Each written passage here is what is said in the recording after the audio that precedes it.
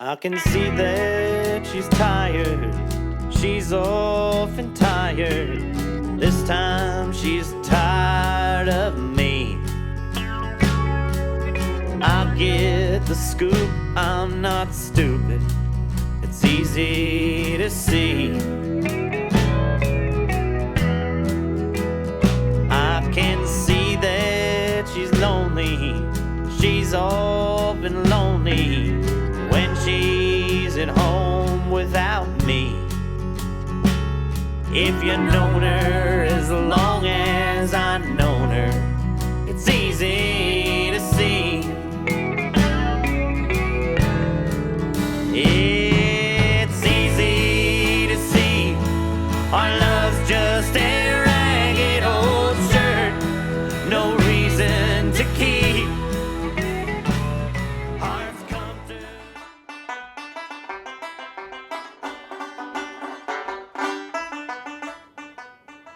My dad listened to a lot of Captain Beefheart. And the more I hear that now, the more I can think like, okay, yeah, there's a lot of variety. It's a little strange. Also playing what I play now, until recently I forgot how much I listened to Weird Al. Well, I like Cajun music because it's Cajun music, and I like Mexican music because it's Mexican music. And I hadn't really put the common accordion and polka thread through all of these yet. It was like, oh, and I like old time music because there's fiddles. Like, I remember, Bob Wills was one of the first things that I gravitated towards, and it's like, oh, well, then there you go. That's why I like trad jazz now, because it's basically just trad jazz with a steel guitar.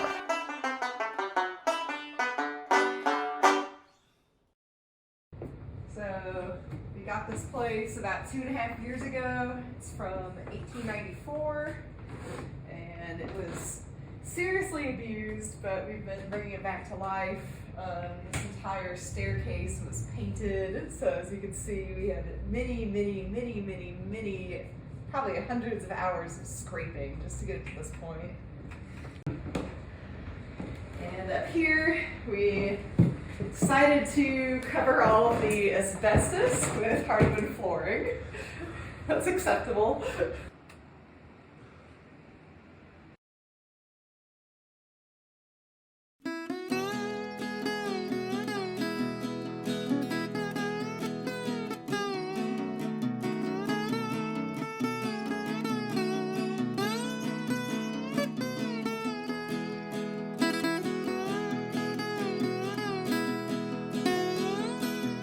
The first tour I did with Pokey, 2008, Kelly opened for Pokey in Iowa City and slept on Kelly's floor near the cat box. Well, at that point, they were taking what they could get as a little studio apartment. So. Yeah, and I mean, that was the last day of like about a month and a half long tour. It was like out west through the south, back to the Midwest through the north. You were just Banjo Kelly that time.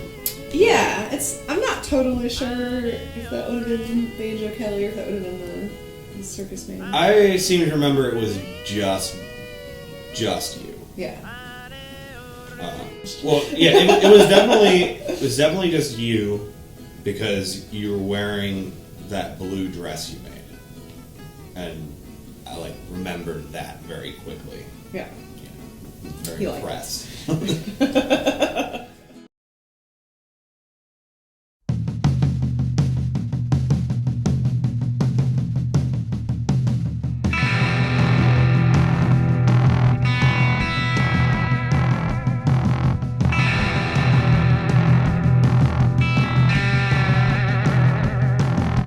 So me and Joey and Ashley Homan were in a band called the Vultures. And we traveled not nearly as much as I did with Pokey, but still a lot. And we were on a tour in Asheville when Pokey was living in Asheville, and we met him busking on the street. Well, the good Lord give it and Uncle Sam take it away. Yeah, the good Lord Lord give it and Uncle Sam take it away. Well, I don't mind working night and day, but I like a little more take-home pay. Cause the good Lord give it and Uncle Sam take it away. And then when that band broke up, Rum Drum Ramblers started. Ask me, pretty mama, where my mind been all night. Ask me, pretty mama, where my mind been all night. And Rum Drum was also traveling a bit, sometimes then with Pokey. And it was, basically, we tried to do combination tours, and then me and Joey are like, we're sitting here doing like 6 hours straight. We can't have both of these bands on the road at the same time. But somewhere around starting with Pokey was around the time that Rum Drum had enough here and Pokey was touring enough that I was able to tell Vinny Sr. at Blue City Deli that I didn't need the job anymore.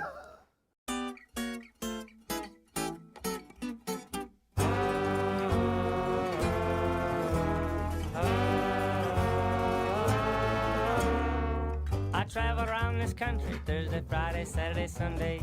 Seems like I've been everywhere. Been a lot of places, seen so many faces, but always wish that you were there. They say a picture's worth thousands. And how many years of touring out of St. Louis have you been doing? I mean, the Vultures started somewhere around 2005. So that's, I guess, 18 years ago now. And obviously the past couple of years have been slower for various reasons. Yeah, of course. But yeah, it's 18 years.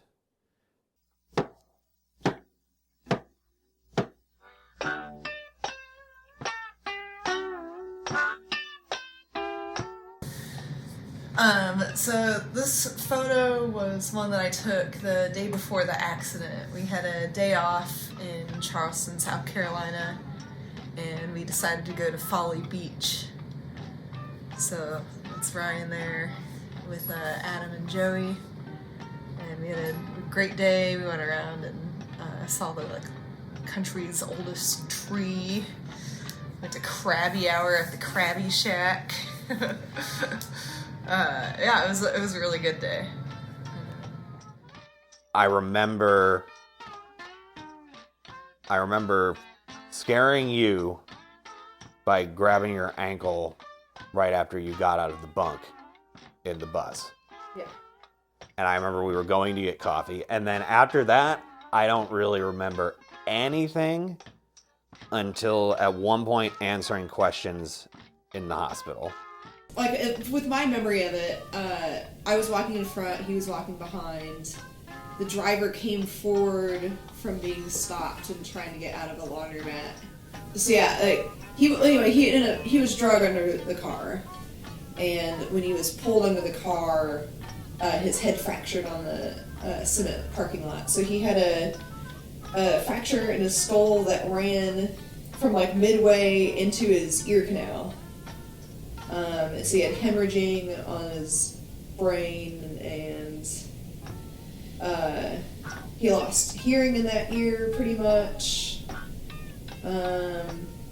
He got a tibial plateau fracture in the knee, and then So it did fracture. yeah. And then Recently, I'm thinking did this thing break?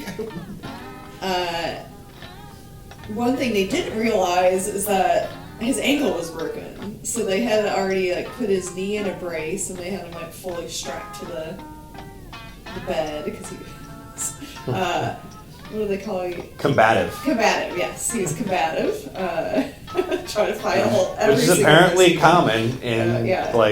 traumatic brain injury patients. But yeah, as the days went on in the ICU, where he's just his legs are strapped to the bed, but he's just kicking the bed over and over again. I was like, no, your knee's broken, stop doing that. And his ankle started turning purple. I'm like, is this fine. And they're like, doesn't really look like it. So they went and took x-rays again, and they're like, oh no, that's definitely broken. He's going to surgery right now. And that's the first time that they had found that it was shattered. Yeah, I mean, they were more focused on keeping him alive, so they get a pass. But he was like just kicking the bed over and over and over again with a broken ankle. And once again, I have no memory of Yeah, that you're at lucky all. you don't. Yeah, I'm sure it was terribly painful. So that was like it for the surgeries until about a year later. The ear, nose, throat guy was like, we can try to do the surgery, but we're not really going to be able to tell what's in the ear until we actually like slice it open and see. But the ENT was pretty sure that the two of the little tiny microscopic ear bones were disconnected.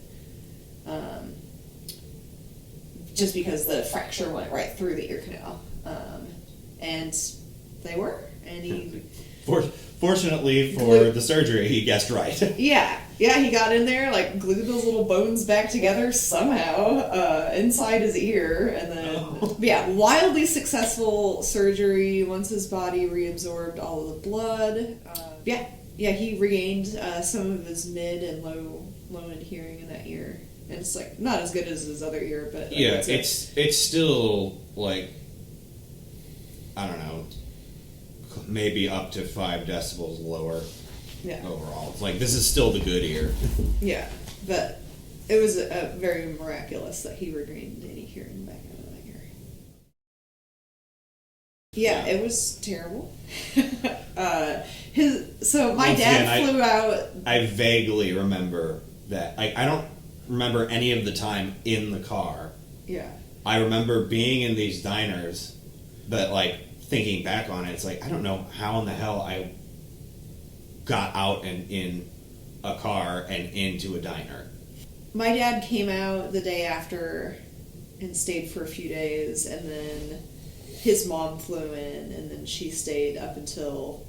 the parents didn't know how many shifts they'd all need to take, so...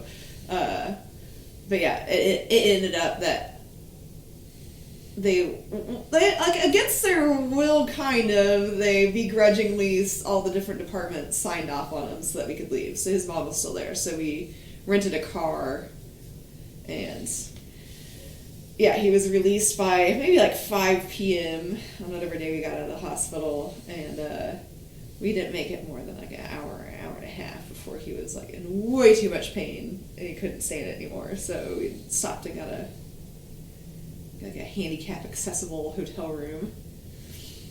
And I would I would like push everything out of the way and kind of like put you near the seat and then sort of like help you duck in and then put your legs in. And then when we get there, I'd take you back out.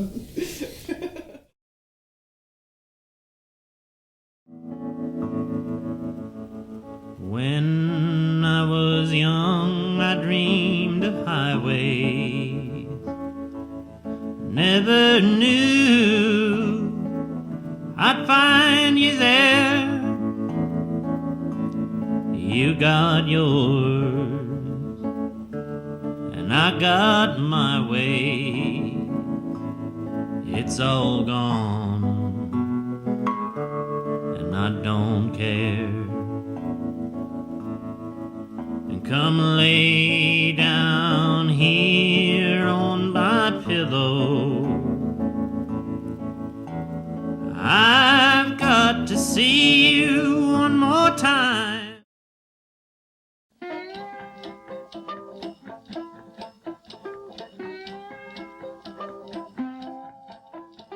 The amount of chronic pain is something else that I never would have thought about beforehand.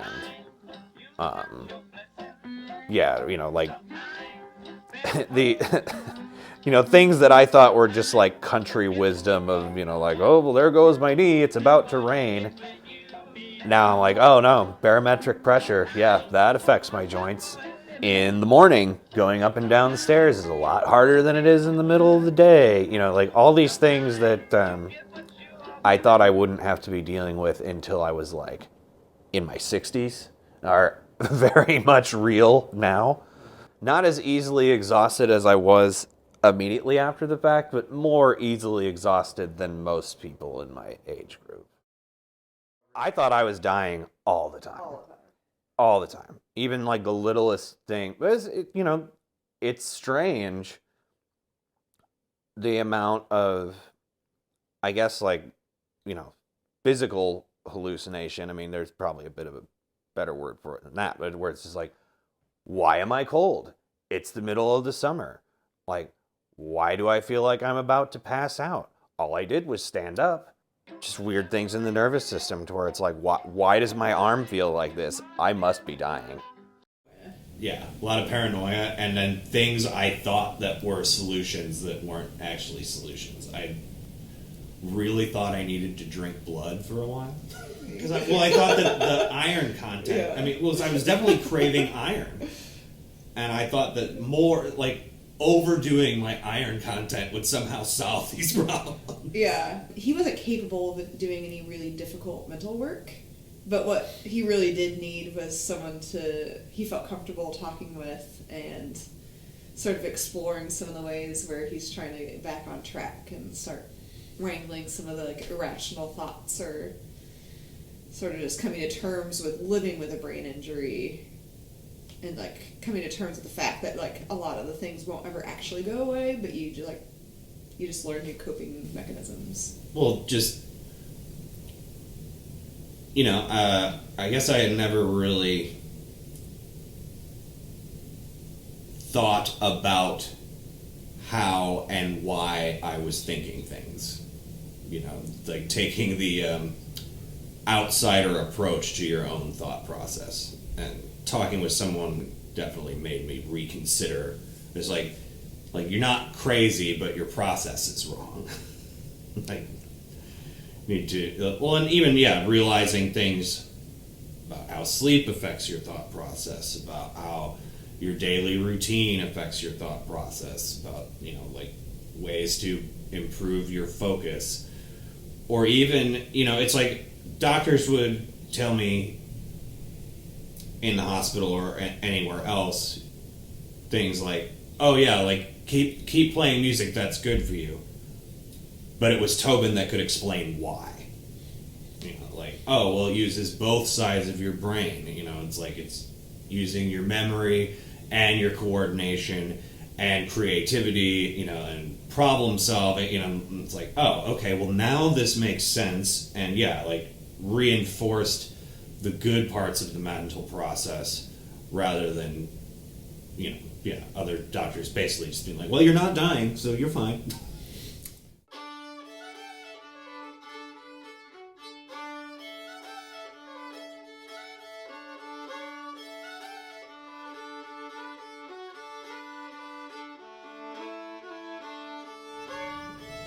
I mean, right after the accident,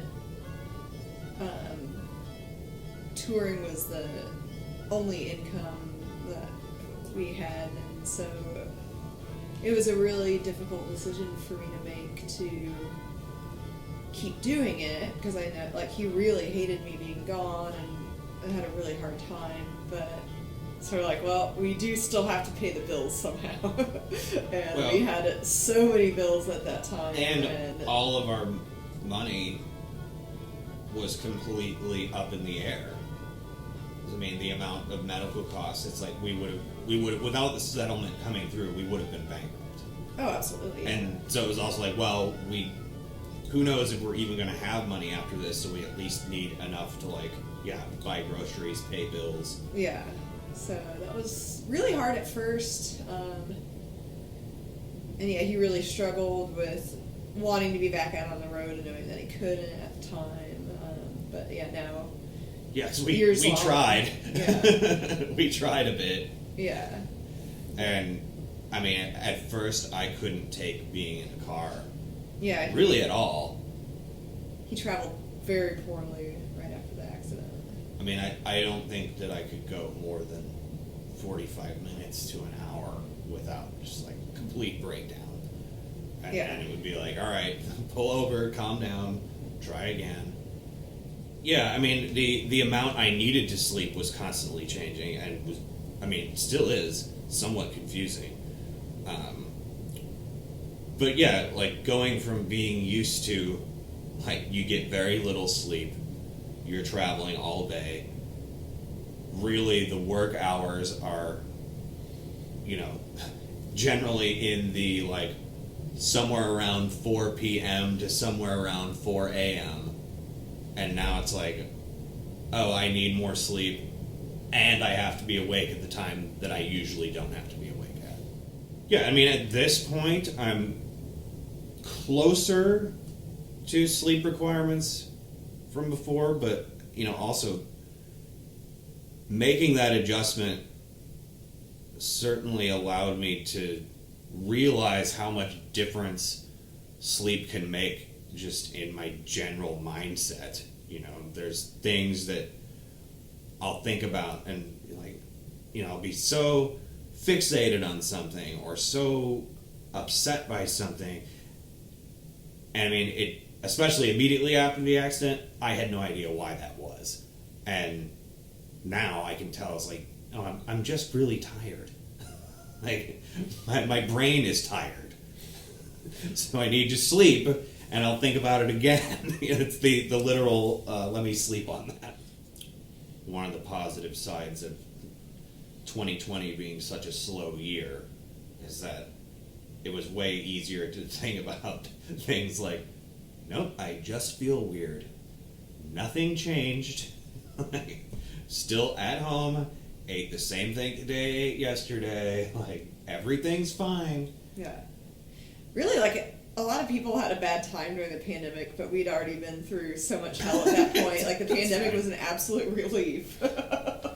He was just so miserable about feeling left behind by the world, but then the world, like, stopped and basically waited for him for a year while he still healed and truly slept as much as he wanted to sleep. There's nothing else to do. Yeah, honestly, it was in a lot of ways a big part of his healing process. Mm-hmm. So yeah, just having that pause. Still, remembering lyrics is very difficult. I'm only now getting to the point where I can, like, some songs I can just remember.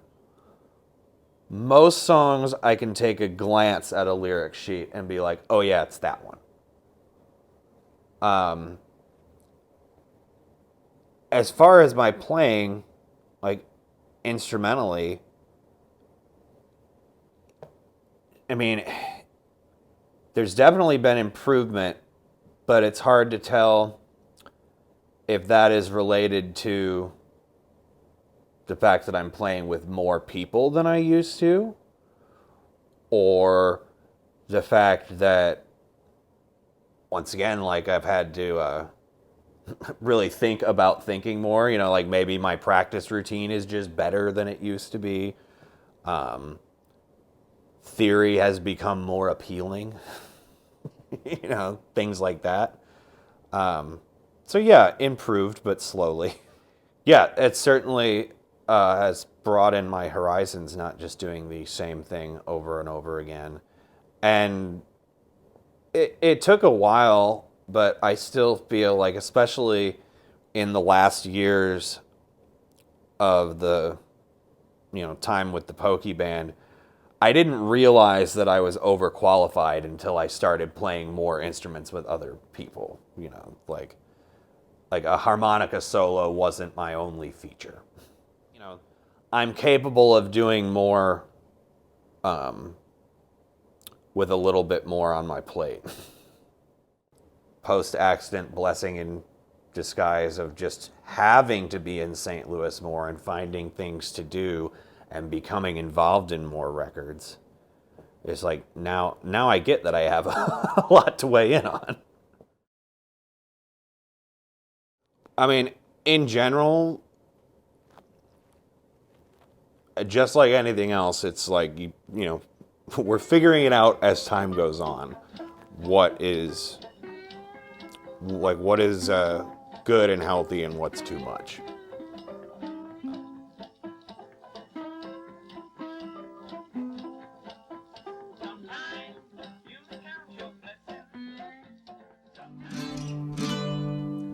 in a little cantina down Mexico way. Met a sweet senorita, we danced the noche away. Till the barman was telling, the bar had stopped selling, still I had not found a bed. She could see I was trying, and she started crying, but the tears from her eyes, she said, podemos si te quiere, we can if you want to, and if you want to, all you must do is say.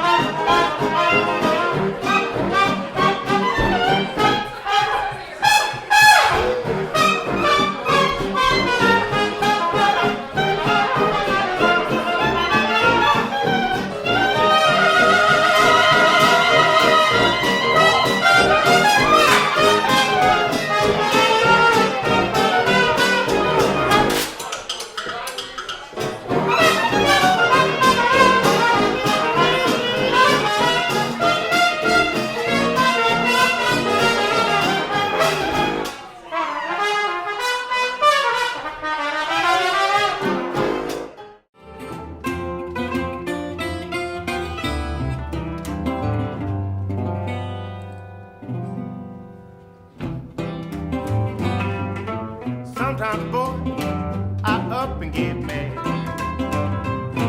And I like it much better when I've been proud and glad. But you know, the pain that I've been looking up and down for my sin. I'm mighty rich, baby, and I have you meditate on that. Meditate on that. Meditate on that. And if I don't take some time out, I'm about to be a strung out cat. That's that.